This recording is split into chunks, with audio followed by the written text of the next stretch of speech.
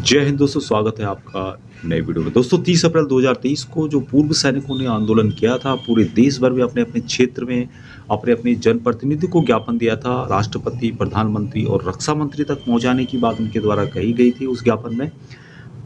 तो उसका असर देखने को मिला है। कुछ दिन पहले हरियाणा के राज्यसभा सांसद हैं, उनके द्वारा भी प्रधानमंत्री और रक्षा मंत्री को एक लेटर लिखा गया था कि जो वन रैंक वन पेंशन है उसको सही फॉर्म में लागू किया जाए, उनकी डिमांड को पूरी की जाए।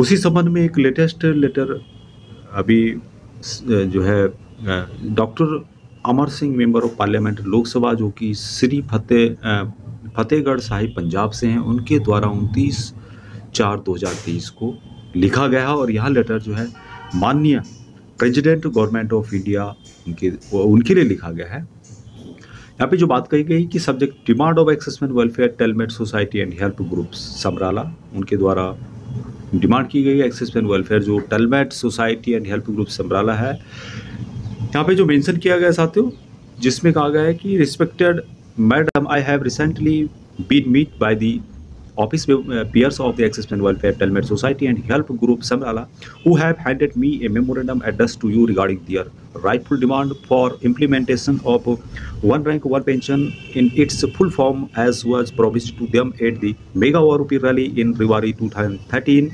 Also, sir, they have highlighted various issues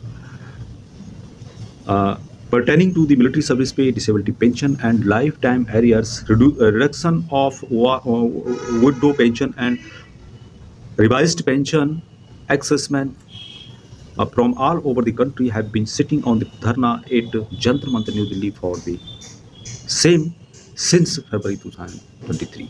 बहुत जो जायज़ मांगे हैं उनकी बात यहाँ पे की गई है। उन्होंने कहा कुछ दिन पहले मुझे पूर्व सैनिक जो समराला के हैं वो मुझे मेरे ऑफिस में मिले थे और उन्होंने जो है एक मेमोरेंडम मुझे दिया है आपको देने के लिए, जिसमें उनके द्वारा डिमांड की गई है, मांग की गई है, रिक्वेस्ट की गई है कि जो वन रैंक वन पेंशन का जो सही फॉर्म है, जो कि प्रधानमंत्री नरेंद्र मोदी ने OROP रैली रिवारी के अंतर्गत 2013 में जो बात कही गई थी उसको सही ढंग से लागू की जाए। और उन्होंने और बात यहाँ पे कही कि जो उसके जो मेन इश्यू हैं उनको मैं यहाँ पे हाईलाइट कर रहा हूँ। उन्होंने जो मेन इश्यू बताया जिसमें कि मिलिट्री सर्विस पे में जो भेदभाव है उसको यहाँ पर उन्होंने जिक्र किया, डिसेबिलिटी पेंशन में जो भेदभाव है, पेंशन में जो भेदभाव है, जो फैक्टर है 2.812557, लाइफ टाइम एरियर्स के बारे में उन्होंने बात की, रिडक्शन ऑफ विडो पेंशन के बारे में उन्होंने बात की कि जो विडो की पेंशन है वो कम की गई है, उसको ज़्यादा किया जाए।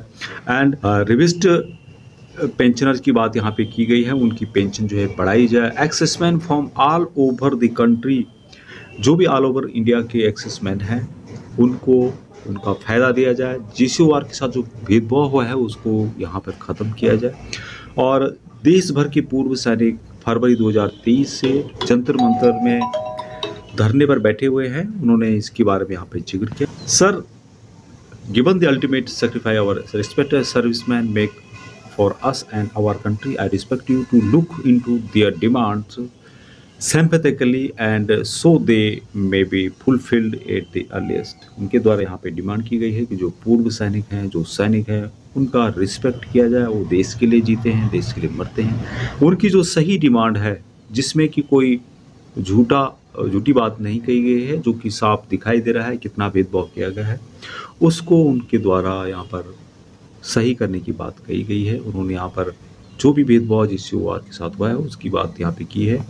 और डॉक्टर अमर सिंह MP श्री फतेहगढ़ साहिब, उनके द्वारा लेटर लिखा गया है। तो उम्मीद करते हैं कि इसका ज़रूर असर होगा। माननीय राष्ट्रपति जी को ये लेटर लिखा गया है।